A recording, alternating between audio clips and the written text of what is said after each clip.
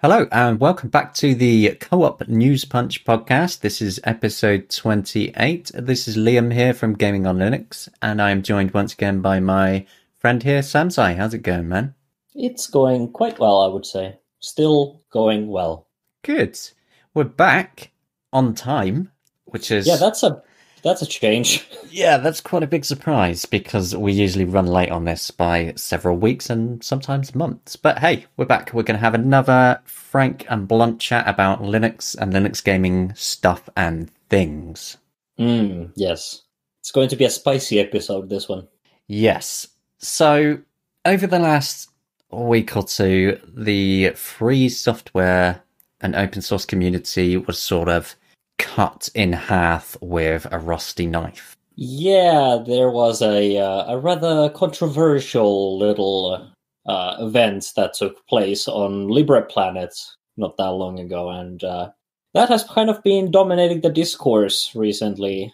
And obviously, it would have been crazy for us to not, not to discuss this topic on the podcast as well. Yeah. So, some time ago, Richard Stallman left the Free Software Foundation. Yeah, that was the case. He resigned from the I believe it was his position was the president of the FSF. Yeah. And this was around when the Epstein case was like a big deal. I myself haven't really read up too much on the Epstein case. So I'm not going to comment on that too much. But as I understand it, he ran like some sort of a, let's say, underage bordellos type of a situation for some high-profile friends of his. Pretty terrible person now. Yeah, he's been put away. But isn't he dead? Oh, was he? Yeah.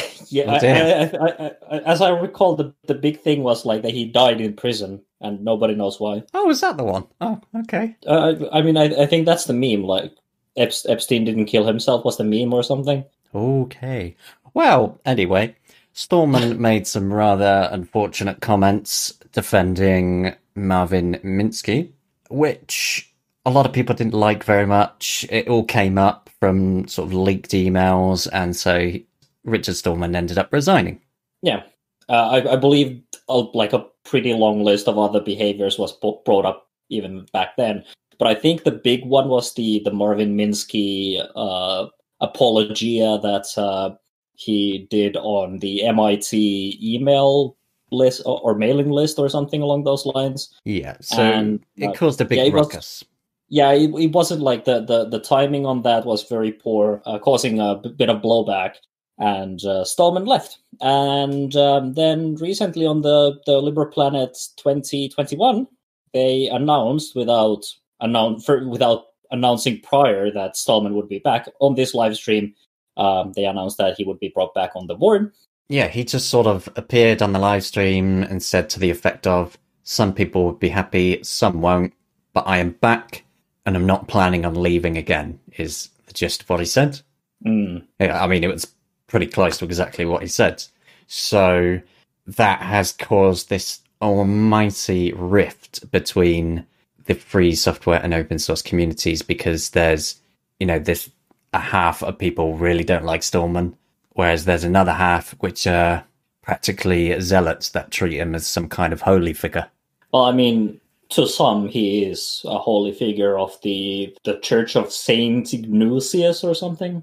But to put it into perspective then, Richard Stallman is a big figurehead, though. So absolutely. He started off the free software movement. He founded GNU as well, didn't he? Yeah, the GNU's Not Unix project. So he has this huge history of obviously being a big player in getting things like that running. Oh yeah, I mean, he's absolutely like a very important figure as far as like getting all of this stuff started, and we have like largely him and all of the people that he gathered around himself for licenses like the GPL. But yeah, there's definitely at this point a bit of a rift, and like basically immediately when RMS came back, there was just immediate backlash citing both the previous email incident with the Minsky case, but also a number of other things that they cited. And there was an open letter drafted to Richard Stallman, which basically demands that he be removed from all leadership positions, both FSF and the GNU project. Yeah, and additionally, they want the FSF board in its entirety to resign for making this, in their opinion, poor choice of letting Stallman back in. This letter signed by some huge names as well. Yeah, it is absolutely signed by some huge names, both individually and on an organizational level. I actually haven't looked at it since I last checked it a while ago, but there's names from projects such as the Debian, GNOME Foundation. There's former FSF members here, and then there's just like a list of currently 59 organizations, including things like Xorg Foundation, SUSE, Mozilla, OBS Project, and a bunch of others. And basically what they're calling for is that Richard Stallman be removed from the FSF and GNU leadership positions, and for the FSF board to resign. And if these demands are not met, they are basically advocating that people boycott any FSF events, basically, and not show up for things like LibrePlanet and the like. And they cited a number of issues. And they have the appendix page, which is actually like all of the individual claims. Apparently, there is some stuff about Stallman treating women poorly and making them uncomfortable at and also outside of MIT. Then there were some interesting views of RMS regarding things like rather unsavory things like going into rape, pedophilia, necrophilia, zoophilia. Lots of nasty things that we don't need to keep going on the long list of. But you get the idea. He's got a character that is not fit to be in a leadership position. And people cover up his issues by making excuses, basically, in my eyes. Because a lot of people say that he has Asperger's or he's autistic, but he himself has said he's not. And a lot of people... the closest he's gotten is he's said that he's borderline, but that's, to our knowledge, there is no diagnosis on this. And also, this is a kind of a crappy excuse. Yeah. Because I've heard from people who have diagnosed autism, and they've said that it shouldn't be considered some kind of like an excuse for people to act poorly. I mean, obviously, I can't comment on this because I don't have diagnosed autism, so I can't act as some kind of a spokesperson for this. But what I've heard from other people is that you basically you shouldn't just, let behavior just kind of, let it go just because someone has autism. Yeah, I mean, that's the point there. People are letting the behavior go or just defending him until the end of the earth, using things like autism as, at this point, as an excuse for his repeating behavior. This isn't just a one-off thing or something that's happened a couple of times. This has been going on for absolutely years, and the more people you speak to, the more stories appear about his behavior. It's not a case of vilifying him. It's a case of he should not be in a leadership position. If it's at that point where he is unable or unwilling to see the things that he's doing and saying are wrong, he just shouldn't be left in that position. I think that is wrong. Yeah, I mean, even if we if we suppose like some of the sort of accusations that are being levied against Stallman are focused on, well, not focused on, but some of them are about his sort of these philosophical views that Stallman holds or has held. And in that regard, I could sort of understand that he's possibly doesn't realize that these are maybe like slightly unsavory, and maybe he's not like socially aware.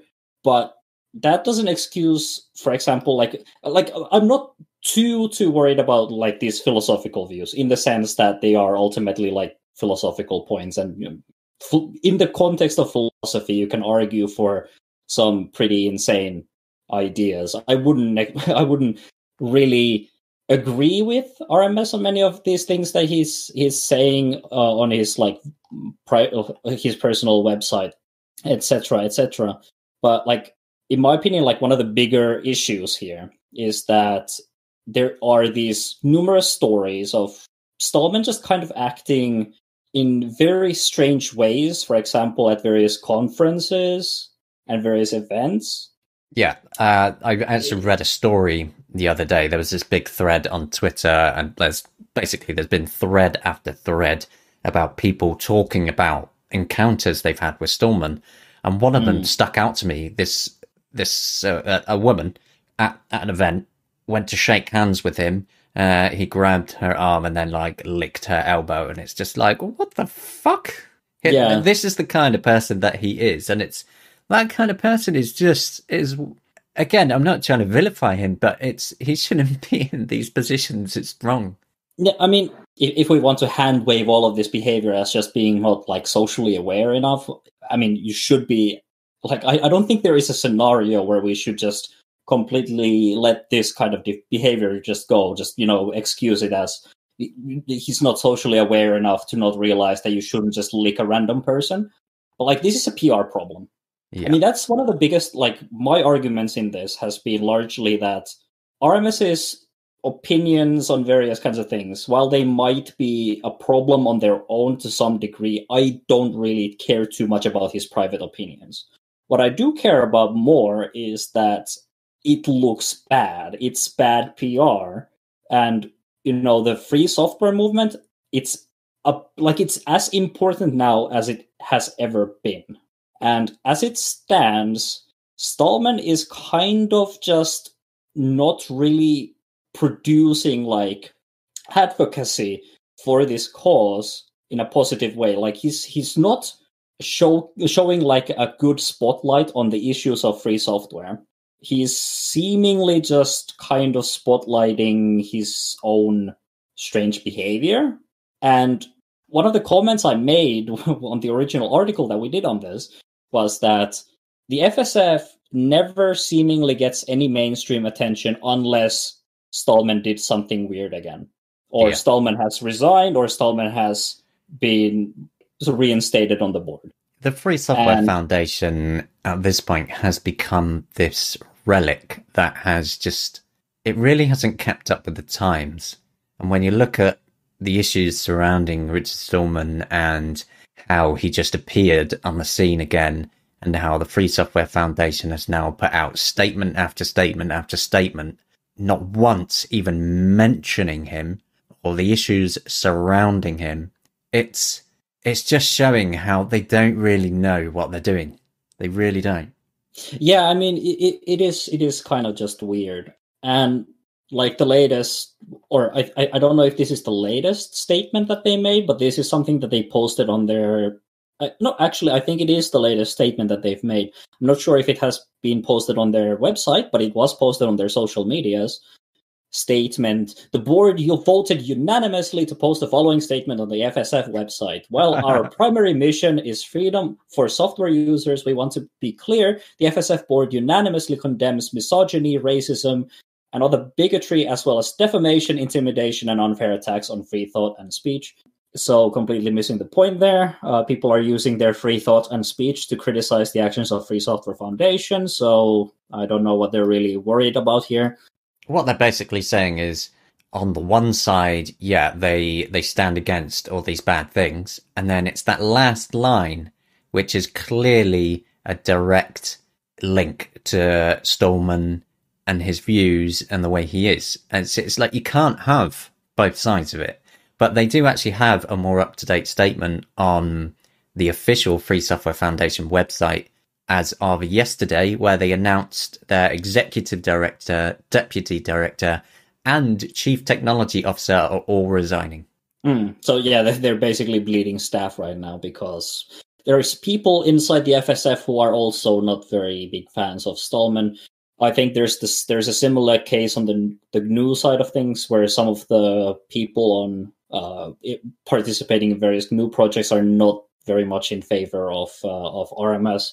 But it's honestly kind of a mess, and the FSF hasn't really figured out how to communicate this well. Like, the statements they have been putting out they haven't like mitigated the backlash in any way. They haven't really acknowledged any of Stallman's curious behaviors. It's just not going very well for the FSF. I don't really know what the plan here is, but like, if things are going the way they have been going, I feel like they're just going to fade into irrelevance at this rate.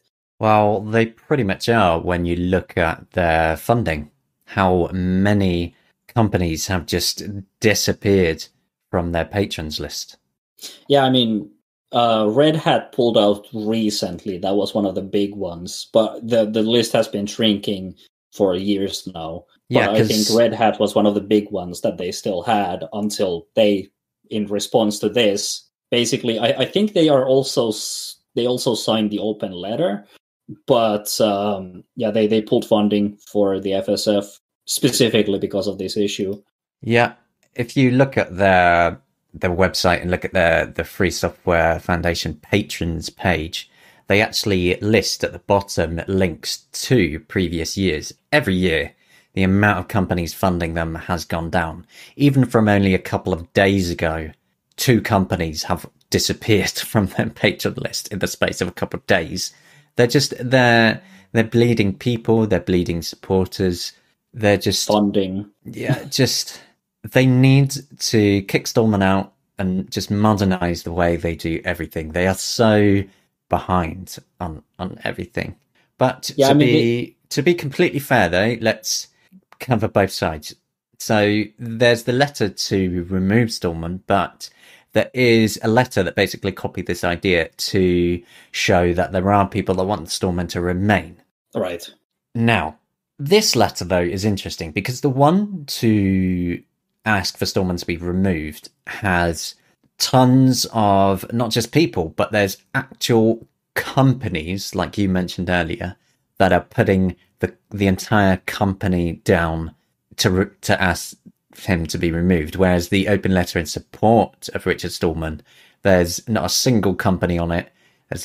There are like about 4,000 individuals on it, lots of random Russian names, and there's not really all that many noteworthy people on the letter in support. Yeah, they've got the numbers, but it's just a number. They don't have people really pushing it like they would hope. Are you saying that the Moscow district phone book isn't as valid as a whole bunch of free and open source software organizations? Yes. Yeah, I mean, I guess that's fair. I've also been a little bit like I found I'm sure that there are a bunch of like real Richard Stallman supporters, and the support letter presumably has their names, but it is an interesting thing how many Russian or Eastern European names there are on this list. That kind of made me think, like, are these actual people? But I mean, it's entirely possible that they are real people, and I guess we can respect their right to write an open letter. Yeah, although, I mean, that's why I made sure that we mentioned it, because I do want to cover both sides. There are plenty of people that want Richard Stallman to stay in place, but there seems to be no company that is willing to put their name on it. I mean, that, to me, that speaks absolute volumes about the problem there. Yeah, I mean, pretty much. I think some people also commented on like the gender ratio based on the names seeming a little bit off, but yeah, because I think the majority of the people that have voted for supporting him are men. Yeah, I mean, to put it bluntly. Yeah, pretty much. Anyway, but yeah, it is. This is a problem that is not gonna go away, and it's since the Free Software Foundation doesn't seem to be budging, I imagine we'll be hearing plenty of this until either the FSF finally decides to do something else than they're currently doing, or they just fade into irrelevance. Honestly, at which point we don't have to report on this. I think the Free Software Foundation will continually fade away like they have been over the last few years. Well, luckily we have other organizations that can basically do the same thing. Yep. I mean, at least the FSFE, the Free Software Foundation Europe side of things, they completely like washed their hands of this RMS business. They basically said that they have never been like truly affiliated with FSF, and they're not really impressed by RMS coming back. Yeah, so, they basically said that they're not going to be doing anything with the Free Software Foundation going forward. It's like when your sister organization in Europe is saying, nope, stay away. You know you got problems. Yeah, pretty much. Right, okay. On to some maybe a bit more positive news. Yeah, sure. I'm down for positive news right now. Yeah, let's get a bit of positivity going. So, Feral Interactive, the porting extraordinaire that brought lots of titles over the past few years to Linux, has just recently announced Total War Rome Remastered. So they're now bringing one of the few titles that wasn't available on Linux in the Total War series to Linux in a completely remastered form.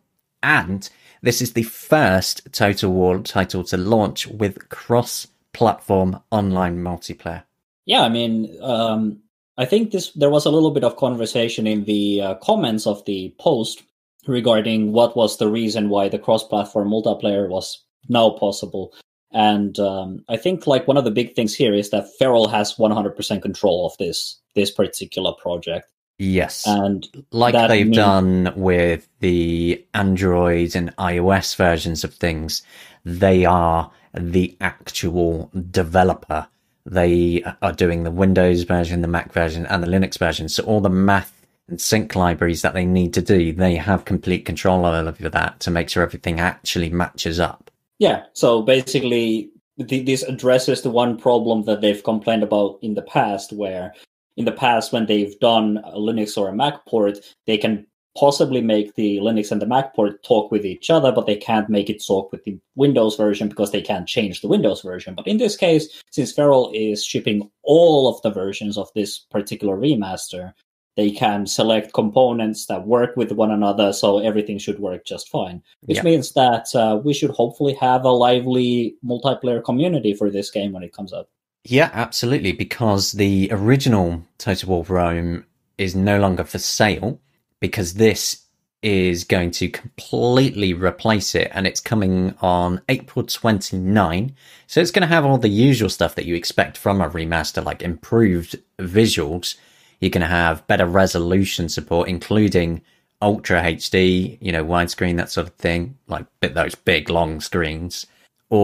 Everything about it is being modernized, and they're saying it will come with modding support straight away too.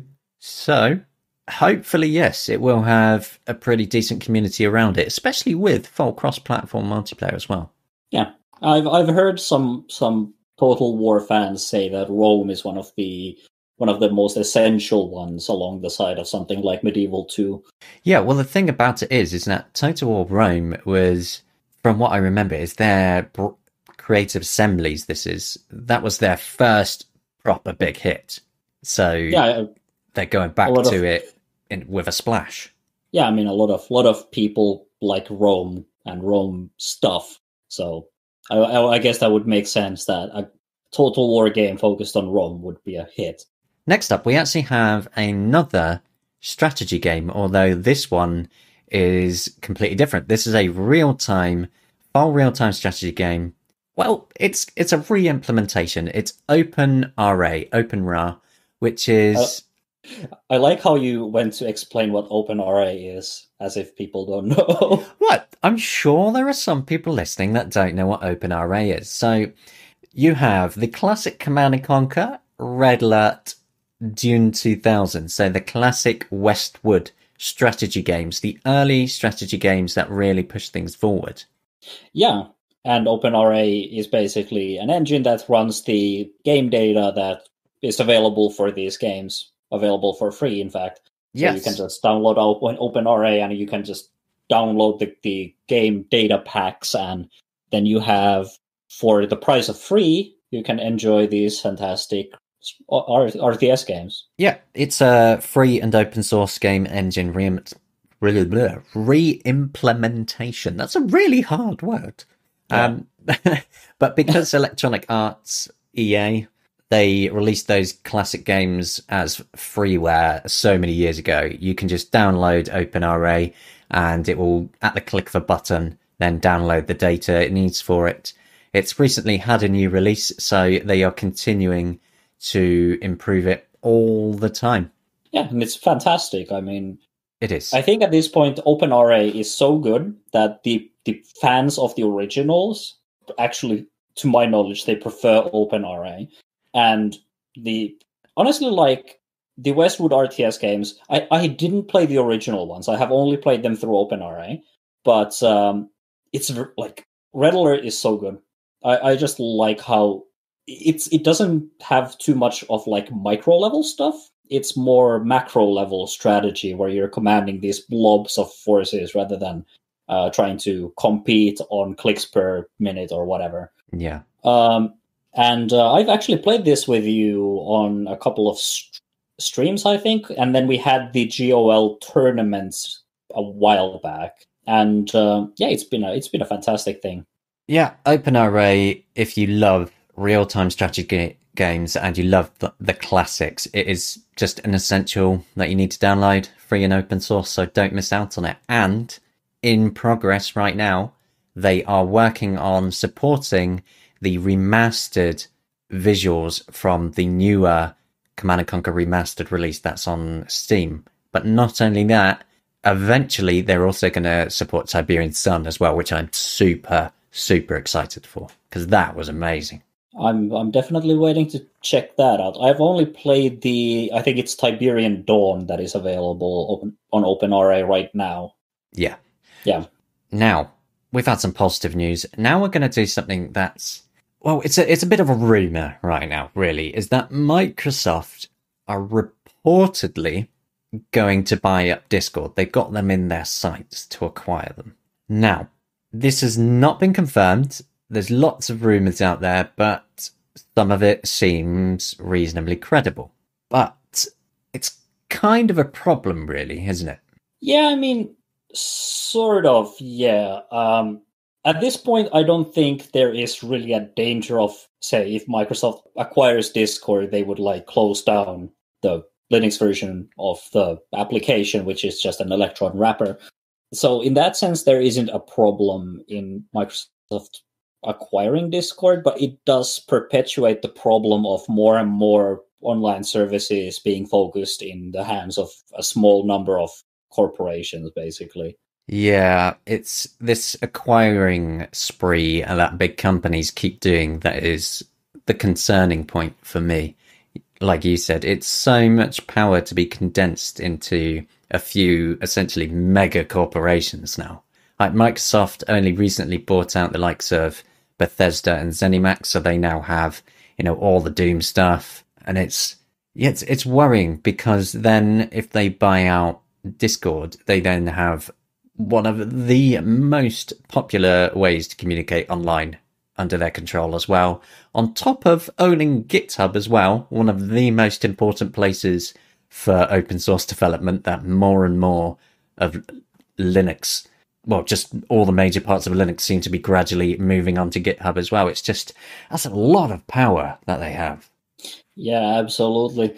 And I mean, Discord on its own was already a problem, even now, before it has been acquired by Microsoft, if it actually will be, in the sense that Discord at the moment has a huge amount of market and mind share, online VoIP and communication and like community sort of platform side of things. Everything seems to have a Discord these days, even open source projects. Well, we're recording this using Discord right now, just to make a point of how of how Well, to be crazy fair, it is. we could this conversation could be happening elsewhere. We have just kind of gravitated towards Discord for these ones because it's so easy. Yeah, that's the point. It's easy. You literally just sign in, click a button, and you're chatting with someone. Yeah, and everybody has a Discord account these days. Yeah, exactly. And it works on your phone and everywhere. But yeah, Microsoft reportedly going to buy them for a lot of money. But it's only rumors so far. There's nothing concrete on that. Yeah. But we do have some positive news to follow that up with, because OBS Studio, the all-in-one solution for audio and video recording on Linux, is getting huge Wayland improvements. In fact, a bunch of pretty much most of what it needs to actually work fully on Wayland, I believe, has now been merged in. Is that right? Yeah, the this person called, and I'm going to butcher the name here. I think it's something like Georges Stavrakas or something along those lines. Sounds vaguely Greek. Sorry, do you want to try that again? Sorry, it's no, I don't want to. No, you try it. You try it. If you're not fine with my pronunciation, you can try this. I am the person that is not even a native English speaker here. Okay, Georges Stavrakas. Okay, sure. I will accept that. But I said it quickly so people didn't hear my pronunciation. Okay. Yeah. I realize. Yeah, they have been contributing to the OBS project to basically bring it up to speed with Wayland technologies. So their work has involved making the UI work natively on Wayland using EGL and all kinds of technology things, but also making the capture methods of both screen and window capture work on OBS using the XDG desktop portal system, which ties in with Pipewire. It's actually one of the things that I think sort of came out of the Flatpak land, where they wanted to provide a method for Flatpak applications to securely get things like screenshots and screen sharing. But turns out that it also works pretty well for things like Wayland. And then they have been making some improvements to Pipewire, which is hopefully going to be the new audio and video server for Linux. And they've also improved the desktop portal infrastructure stuff to make all of that stuff work nicely. And I've been using these patches with OBS for a while for my live streaming, and they have been working pretty damn great. The performance is very good. It's actually pretty it is pretty user friendly, at least on GNOME.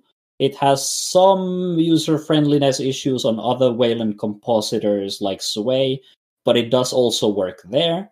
So this kind of, there's that big complaint that has been levied against Wayland by certain people that you can't even do desktop screen sharing, screen capture things. Like, how are you supposed to be able to use Wayland when it's missing these important features? And at this point, the features are kind of just coming together, at least as far as screen sharing and screen capture is concerned. Yeah, that's good, because like we said in a previous episode, all the pieces for Wayland to actually finally take over Xorg are all coming together now, like really quickly as well.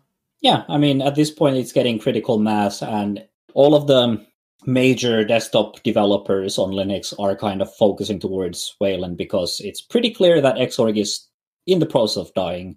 It's kind of left to decompose slowly, and nobody really wants to look at it, and it's starting to get a little bit smelly, so people are moving towards Wayland. Yep, that pretty much sums it up. Yeah. Back onto game news for a moment now. So, we spoke in the previous episode about my love for Valheim. Oh, yes, we did.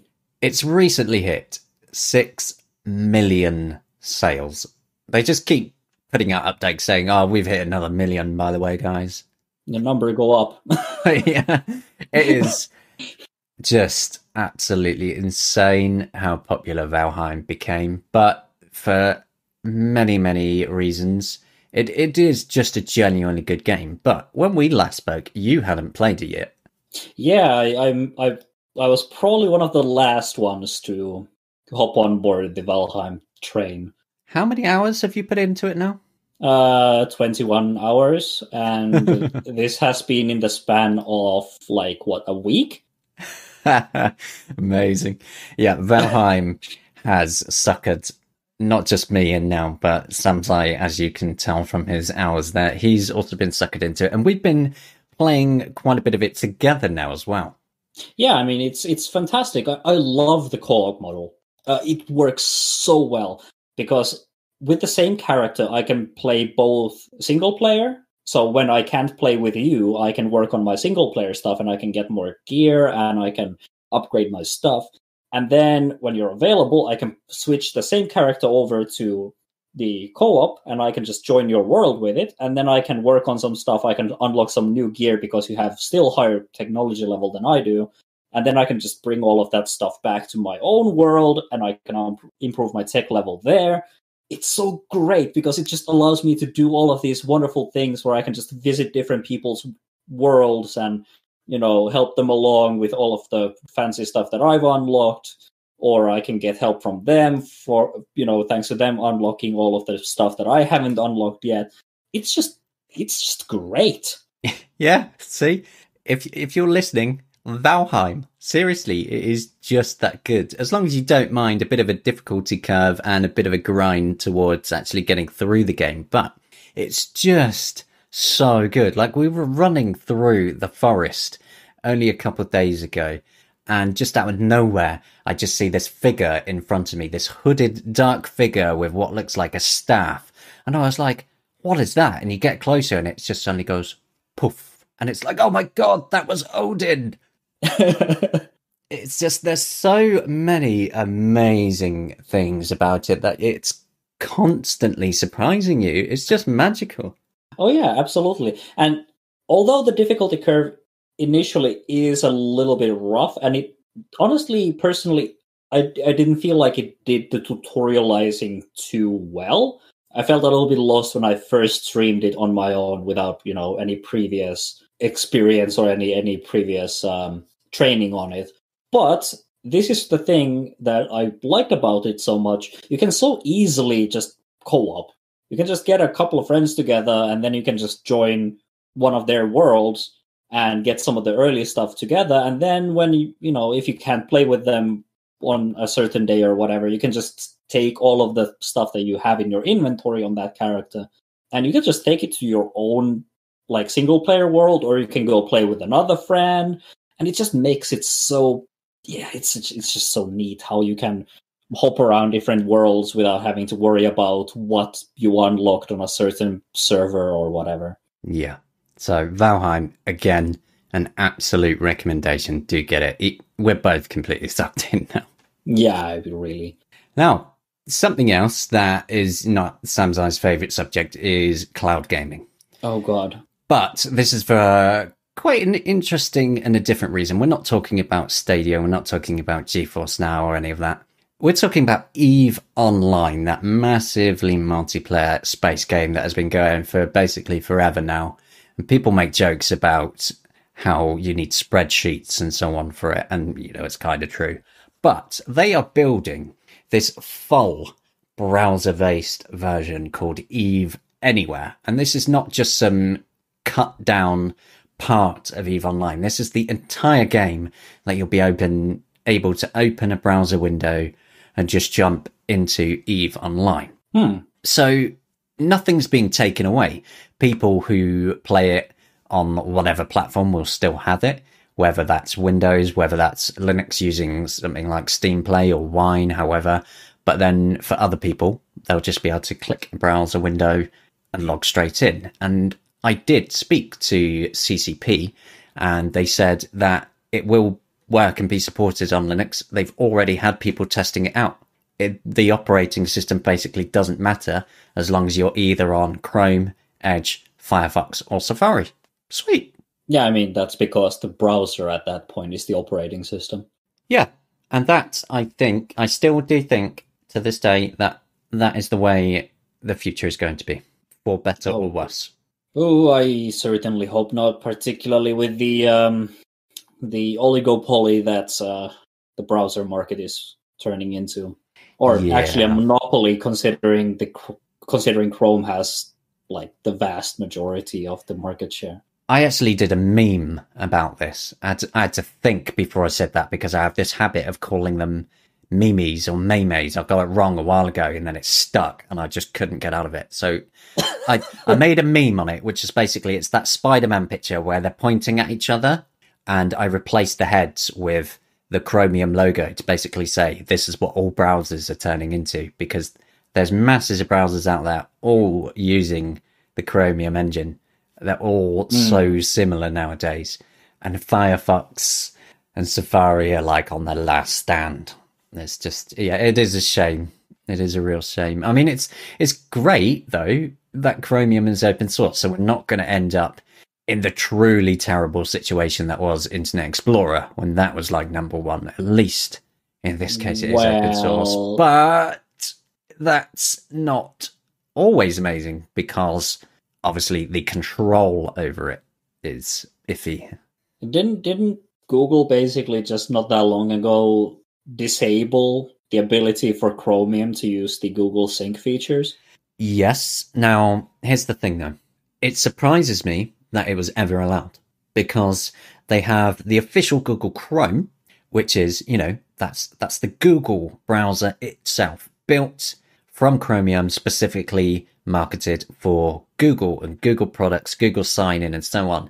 I always did find it odd, but helpful, that Chromium and Chromium-based browsers could sign in and use everything. I did always find that odd, because I always thought part of the point of using Chromium itself was to not have the Google side of it. But yeah, that did cause quite a stink for some people. But I moved back to Firefox some time ago anyway, and I've been quite happy on it.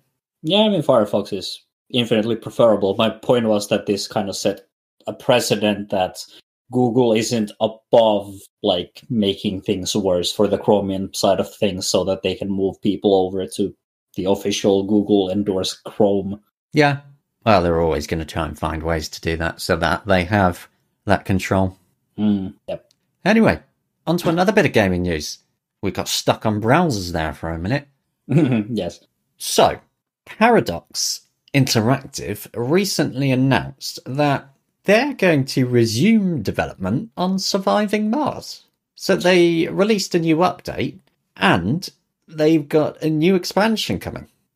Yeah, I think I remember when was the last time that I played Surviving Mars, which might have been on the Friday after the launch day, and I never played it since that point ever again. Really? Did you not like it? No, I didn't like it. Oh. It didn't grab me. See, it completely suckered me in. But then again, I've said this and confessed this many times. I'm an almighty space nerd. I love everything about space and different planets and so on. And Surviving Mars is one of the most chilled out building games around. That resembles a city builder. You're building up this city on Mars. But it was originally released in 2018, and it had Monk Games as the developer with Paradox Publishing. But now it's coming back under a different developer named Abstraction. So Paradox are reviving it with a new developer, and yeah, it's getting more content, which I'm really happy about because I think it is a really nice city builder game. Did they say what part of this would be like the update and what part of it would be the expansion? The thing is, like I said, I didn't like Surviving Mars when it came out. I probably could possibly get into it if I really tried, but it didn't grab me. So my problem here is if some of this stuff is kind of like focused on the expansion, I don't know if I would personally be able to justify buying the expansion, even if the game would be good after getting the expansion, unless the update itself brings in a lot of things that, you know, make it interesting for me that are free, so that I may then consider buying the expansion for it. Well, they did already release a tourism update for Surviving Mars where they expanded what you can do with that. So it added in like an RC safari and added new buildings. Basically, they took a lot of community requests to add in features along with rewards and consequences for basically Mars tourism, which I thought was really cool. So that's already out and in the game for everyone. They also released around the same time a in-dome building spec. Because you're on Mars, to actually have people there, you have to build these huge domes. And inside these domes, you build lots of little buildings in these little sections. So they released a small DLC so that you could get a few more different types of buildings to put in there. But they haven't actually detailed what this bigger expansion is going to be. And I've no doubt, in true Paradox style, that when the big expansion comes out, that another free update would come along, because they always do that. Yeah, usually they pair the next DLC or the expansion with some kind of a free update that brings in improvements and changes, and sometimes even drastic changes to how the game works. Stellaris is a good example of a game that has changed drastically from its original version. Yeah, and frankly, I think Stellaris is much better for it. It's a much better game than when it first came out. Oh, absolutely. So, yeah, if you like building on a different planet in City Builder style, Surviving Mars, go check it out, because it's getting loads of new content. Okay, so we have come to the ending section now, and like we did last time, we're just going to blast out a little bit of quick fire news just to keep everybody a bit up to speed on what's been going on. That sounds like a fantastic idea. Okay, so Samsai, you're a bit of a brony. Have I got that right? Yes, friendship is magic. So the fighting game, Them's Fighting Herds, right now, is officially available on Linux. After their Indiegogo campaign years ago, they released on Steam, and now, again, a while later, it's officially on Linux. It's designed by one of the same people who did the designs for, what's that show called? You should know it. My Little Pony Friendship is Magic. Yeah. Yeah, the originally this project was called Fighting is Magic, but then Hasbro got involved and said that you can't use our characters. So one of the people that designed the original MLP characters kind of submitted characters for the project to use that are free from any legal issues. Yeah, but it's actually a genuinely good fighting game. So that's out now. Yeah, you've tried it, I haven't. Yeah, it's cool. I like it, surprisingly. We also have Metro Exodus. That's actually going to get a Linux release. They've now confirmed it's going to be released on April 14, and I couldn't be happier. Oh yeah, this absolutely sounds fantastic. I've read all of the Metro books. I've played both of the games, the previous ones, and I absolutely would like to sort of complete my collection as far as that's concerned. And it's going to be hopefully a good port, because they've already confirmed as well that the Linux port of Metro Exodus will support ray tracing. Cool. That is not something that I get to try, but it's cool that it's there. Yeah. We've also got the cozy narrative-driven adventure game Forgotten Fields. That is going to release on April 14 as well. A lot of games releasing at the same time. Yeah, there's been a lot of that lately.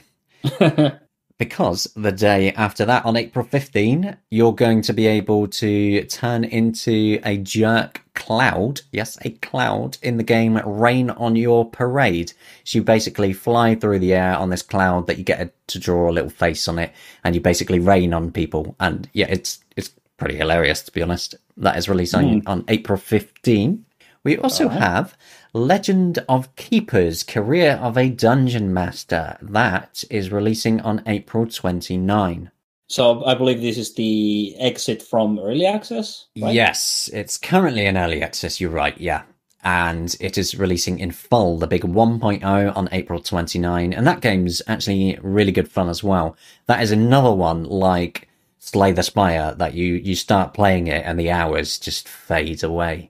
Yes, yeah, really I put a couple hours into it, and it's definitely pretty cool. We also have Shadow Tactics Blades of the Shogun, Aiko's Choice. It's a standalone expansion to the incredibly popular real-time tactics game Shadow Tactics Blades of the Shogun, a standalone expansion. So not a DLC, it's going to be a game by itself. They've confirmed that Linux will be supported again, but they haven't given a date other than at some point this year. Finally, Nightfall Hacker has gone free for Linux players on the Snap Store. So if you like strategy games, look up Nightfall Hacker on Snapcraft, the Snap Store.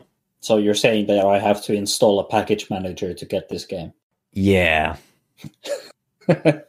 Come on, look. I know there's people out there that don't like snaps. There's people out there that don't like flat packs, but it's a cool game and it's free. Just try it.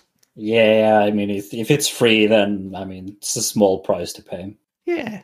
So, Samsai, what have you been playing recently? Well, I mean, the obvious answer here is Valheim. Obviously, we both have been playing so much Valheim. Why did we put this section in this week? Yeah, I don't know. So that's why I had to come up with something that I've played that is not Valheim. So I played a little bit of Valorant, like last week. Valorant. That's yes. the sort of voxely voxel open world RPG. Open world that's sandbox in thing. Rust. Yeah, that one. I tried a little bit of that one. They recently had a pretty big update to it that involved adding things like NPC interaction. So they now have inside the villages, they have traders that you can trade with. So that was pretty cool. I also kind of delved into some of the features that I didn't explore too much previously, like the crafting stuff.